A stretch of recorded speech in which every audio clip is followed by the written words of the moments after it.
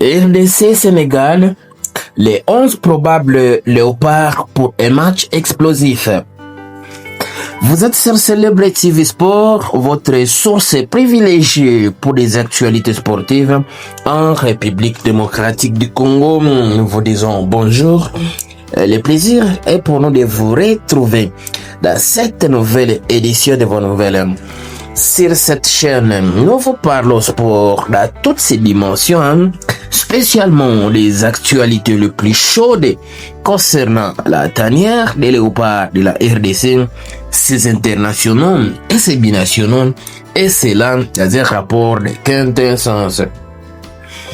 Le rendez-vous est pris le mardi 9 septembre au stade des martyrs de la Pentecôte de Kinshasa.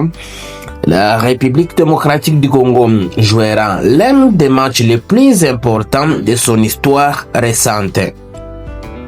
Après sa large victoire 4 buts à 1 face au Soudan du Sud, les léopards de Sébastien de Sabre s'attaquent à un adversaire de taille. Les Lions de la Teranga du Sénégal, champion d'Afrique en 2021, et véritable référence sur le continent. Pour la République démocratique du Congo, qui n'a plus participé à une Coupe du Monde depuis 1974, l'enjeu est immense. Les hommes de Sébastien de Sabre devront puiser dans leurs ressources physiques, techniques et mentales pour espérer franchir ces caps décisifs. Les sélectionneurs français, stratèges réputés, auraient gardé certaines cartes secrètes, mais au vu des prestations récentes et de ses habitudes, un 11 probable se dessine. Décryptage joueur par joueur. Voici comment se présentent les 11 probables de Léopard. Un se mérite. Gardien de but, Dimitri Berthaud. Auteur d'une prestation rassurante face au Soudan du Sud, il a montré une grande sérénité dans ses prises de balles aériennes. Berthaud possède un jeu de pied solide, capable de relancer proprement pour amorcer les attaques rapides, un atout crucial contre une équipe sénégalaise redoutable à pressing. Son calme et sa capacité à communiquer avec sa défense seront essentiels pour contenir les assauts des attaquants sénégalais. Défense centrale. Chancel Mbemba de Lille et Dylan Batoubissika de Saint-Étienne. Mbemba, capitaine de cœur et véritable patron de la défense, reste le garant de la stabilité défensive. Sa lecture du jeu, sa capacité à anticiper et son expérience de grands rendez-vous seront déterminantes. Contre les Soudan du Sud, il a montré une assurance totale dans ses interventions, malgré qu'il n'a pas d'état de jeu encore. Dylan Batoubissika a gagné en confiance. Solide dans les duels, il forme un complément idéal à Mbemba. Sa rigueur et sa combativité font de lui une pièce maîtresse pour bloquer la puissance offensive du Sénégal, notamment face à des attaquants physiques et rapides.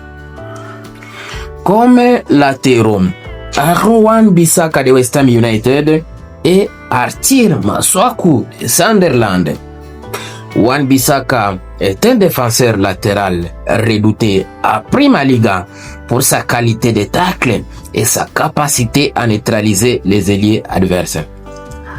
Sa présence est un atout considérable pour contrer les flèches sénégalaises comme Sadio Mané ou Iliman Ndiaye.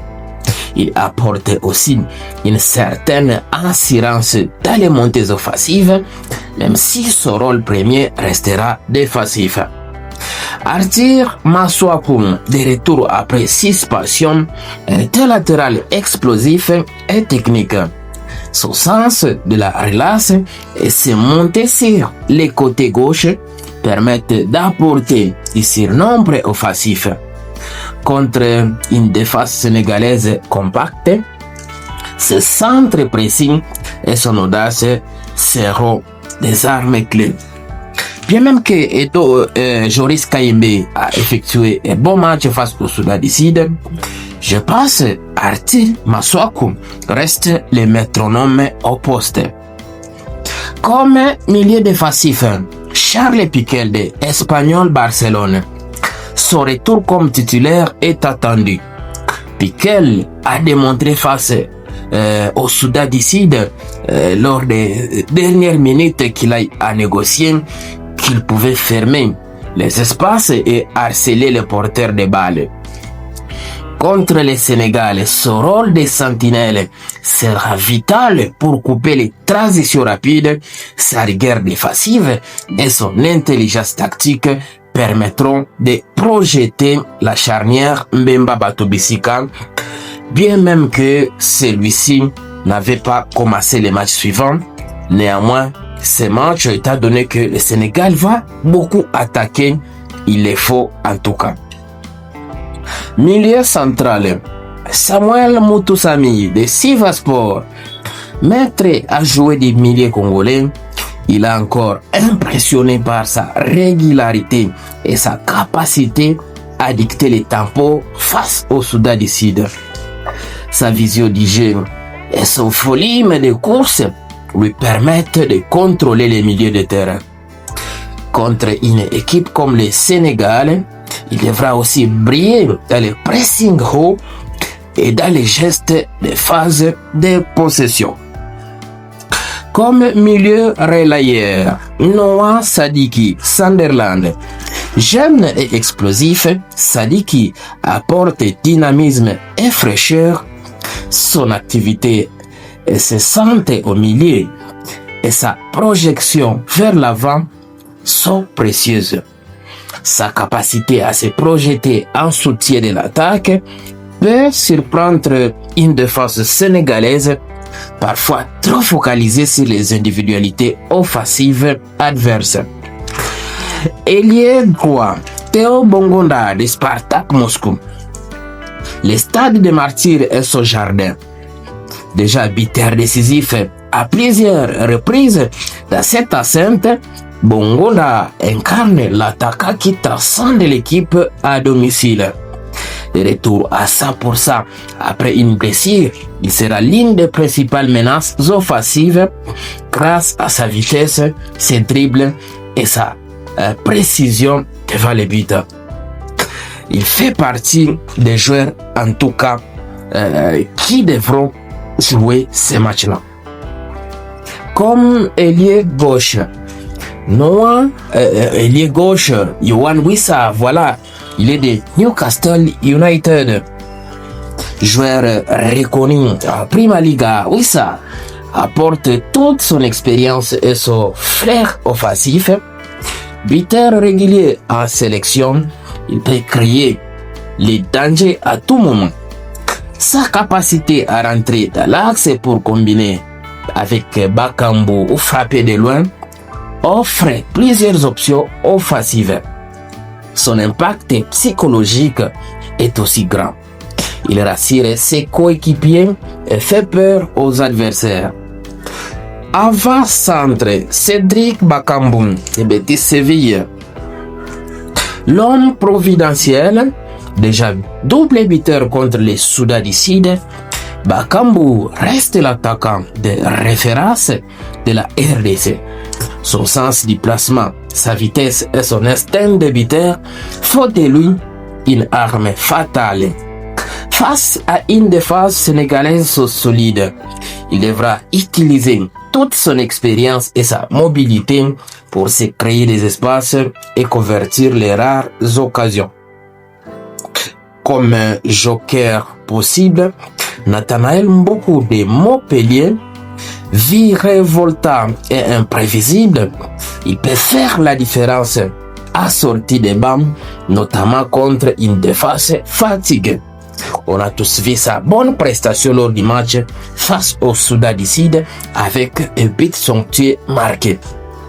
Edo Kayembe de Watford, milieu polyvalent, capable de renforcer le bloc défensif ou d'apporter de la percussion en transition, son rôle sera probablement crucial selon l'évolution du score. À conclusion, la RDC n'a jamais été aussi proche de retrouver les rêves mondialistes 50 ans après sa dernière participation. Face au Sénégal, il faudra plus que du talent, de la discipline, de l'intelligence tactique et surtout un mental d'acier.